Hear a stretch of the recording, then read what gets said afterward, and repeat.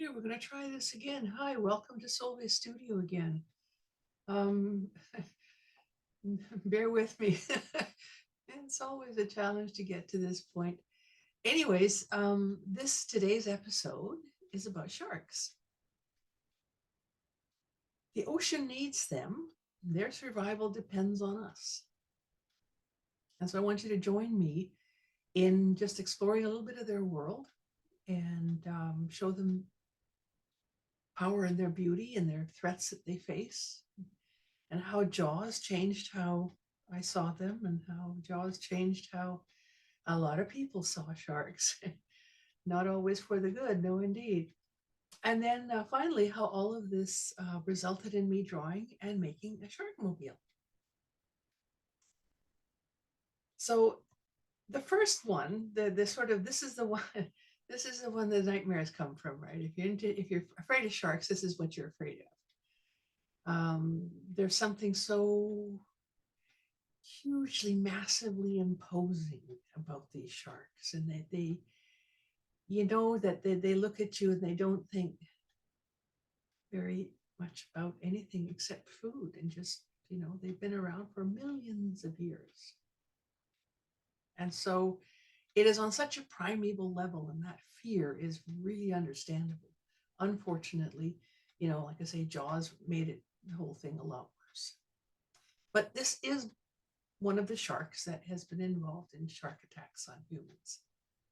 Very few, if you really look at it globally, okay? But this is definitely high on the list, if not the top one. Another one that has been implicated in human attacks, whether provoked or unprovoked, is the hammerhead shark. The scalloped hammerhead shark, however, is already endangered, but this has been, this is, and then they can grow up to, 11, 12, 13, 14 feet. These are huge sharks. I think the great white's even bigger than this one, but hammerheads are big. And you want to pay attention to them if they're around. But they're also really beautiful. You just have to sort of change your beauty meter. The other one that is implicated in a lot of attacks in Hawaii, where I lived for a long time, was a tiger shark. They prefer sea turtles and seals and stuff like that, but they're pretty much they have a reputation of pretty much eating everything. But they have been involved in attacks on humans that have resulted in fatalities. So yeah, that's the reality of it. But then you have other sharks that are totally gentle giants, like this whale shark. I mean, look how big they are compared to the divers. And they eat little fish, they just kind of their mouths open real wide, and they just kind of, move along real slow, and very popular tourist destination, so to speak, yeah, to come and see these whale sharks. And then you have the biofluorescent cat shark. And scientists are beginning to figure out why and how they do this. And these are only 2 or 3 feet long. These are just little guys. And they sort of hide in crevices and rocks and stuff like that in shallow water. And this is just a tiny fraction of the number of sharks that are out there. And these are not the most endangered ones. There's 10 other species that are really, really endangered that you really don't, they're so infrequent that nobody really knows about them anyways. But these are sort of the ones that I just to kind of highlight that there are a lot of different kinds of sharks, and they're not all really, really scary ones. And so here's the thing, you've got the fear factor and you've got the facts. And the fear factor is huge. I get that. I've been scared of sharks for a long, long time. Even after I started learning a whole lot about them, when I would go snorkeling in Hawaii and I would see every now and again, I'd see a shark, there was that sort of that gulp kind of factor there. But the more I learn about them, the less the fear is, because there are certain behaviors that attract them. If you, for example, if you've got a wetsuit on, if you're surfing or swimming or snorkeling or spearfishing in cold water and you're wearing a black wetsuit, guess what you look like? You look like a seal. Guess what they like to eat? Seals. So maybe think polka dots or something. You know what I mean? And the more people that have ended up in the ocean, obviously the number of shark attacks compared to, say, 200 years ago or something, where hardly anybody really went swimming in the ocean for fun, um, that number has increased. And a lot of human behavior has made things worse. You splash around and you sound and look like a fish that's in trouble. Well, the sharks are thinking, oh, look, a fish in trouble. So, but these are the stats. And this, I think, was from 2018 or something, like fairly recent. Around the world, 73 provoked and unprovoked attacks, a total of 9 fatalities. This is not like a major event, cataclysmic event here. They're not as bad. The only humbug is that some of them do come along and they want to know what this thing is that's swimming in the water. And they will take sort of a test bite. And often will say, that's not what I wanted. Not my flavor, honey. And off they go. But, the person that had the test bite taken upon them may not be in such good shape after that. That's also reality. Unlike, for example, saltwater crocodiles, they don't do taste tests. No, they just kind of, yeah, they're sort of single-minded. But anyways, now we're going to talk about why sharks need to fear us. And this is the part that horrifies me. This is a conservative estimate. 100 million sharks are killed every year throughout the world. And they don't reproduce that fast. These are not fish that lay thousands and thousands of eggs. They reproduce slowly. It takes them a long time to reach reproductive age, and they reproduce slowly. And they're being killed off at a much faster rate than they can replace their numbers. Says here that some populations, the global shark population has decreased by more than 70%. Certain species have dropped by 90. They're taking a hard hit. And one of the main ones that has caused this problem is shark finning. And it's a cruel practice. They catch them live, they feed them, they throw them back live into the water without their fins. And they are helpless, and they bleed and they die and they get eaten by their compatriots in life in the ocean, right? A lot of them get killed by bycatch from from fishing, from the commercial fishing industry. But most of it is from the shark fin soup industry. And it's a multi-billion-dollar industry centered mainly around China and Vietnam. Stepping on toes here, I know I am, poking the bear. The rate of finning has increased dramatically since 1970.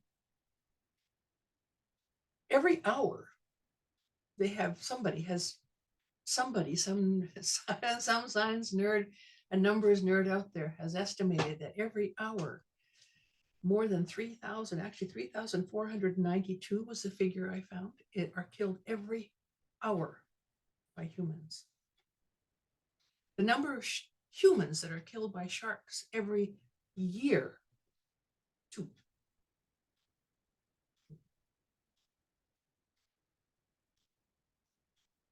So let me tell you about how Jaws changed my shark view. Remember Jaws? Yeah, of course you do. Everybody remembers Jaws. By the time I saw that movie, I'd already had my scuba license for 5 years, and I'd done enough diving, and I was an absolute hungry diver for information.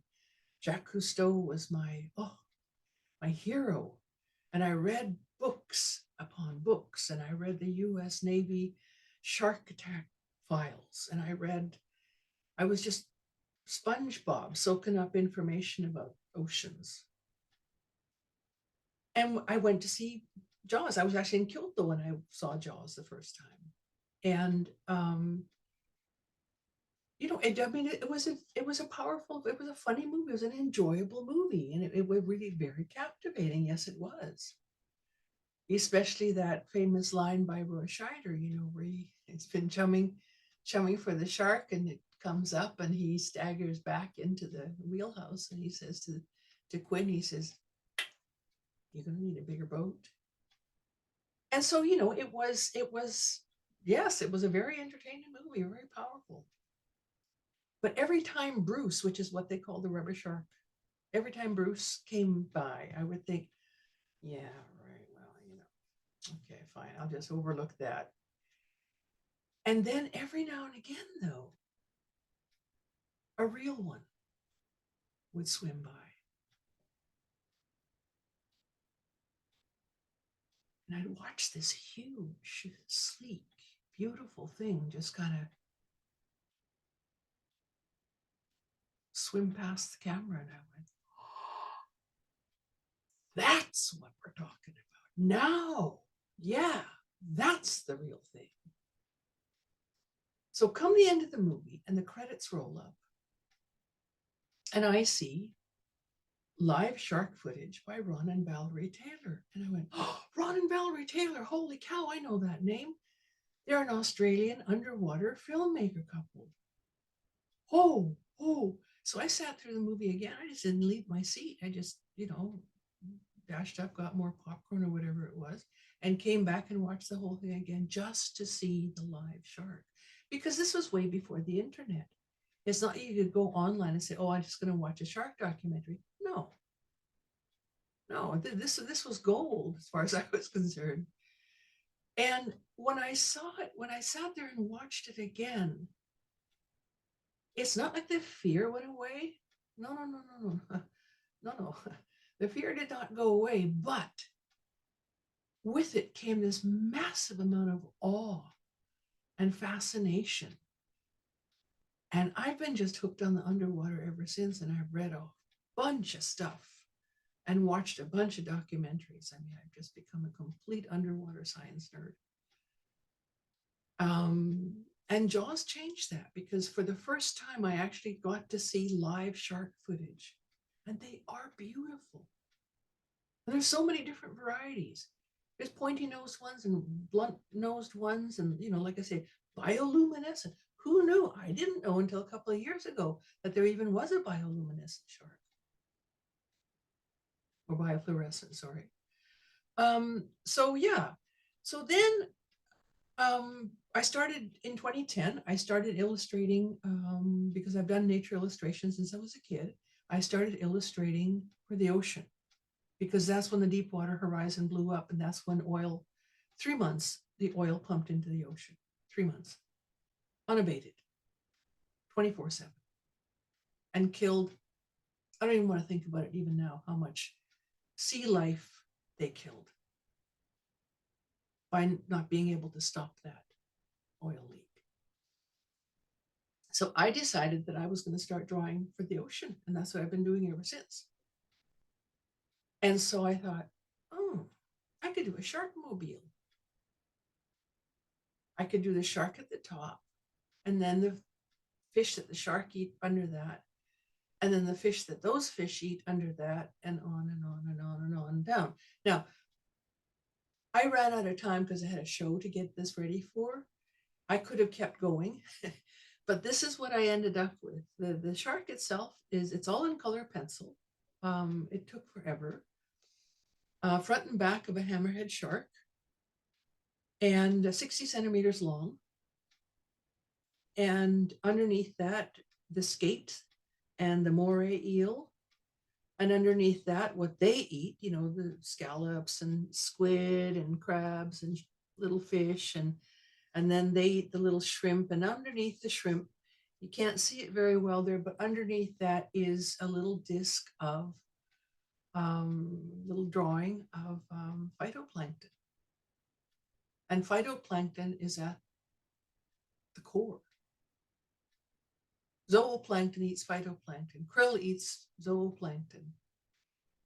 Bigger fish eat krill, and on and on and on, up to this, get to the very top to get to the shark again. This is a long ecosystem, but the phytoplankton is really important. But that's sort of a little subtle thing there. And I strung this thing up, and it hung at the show.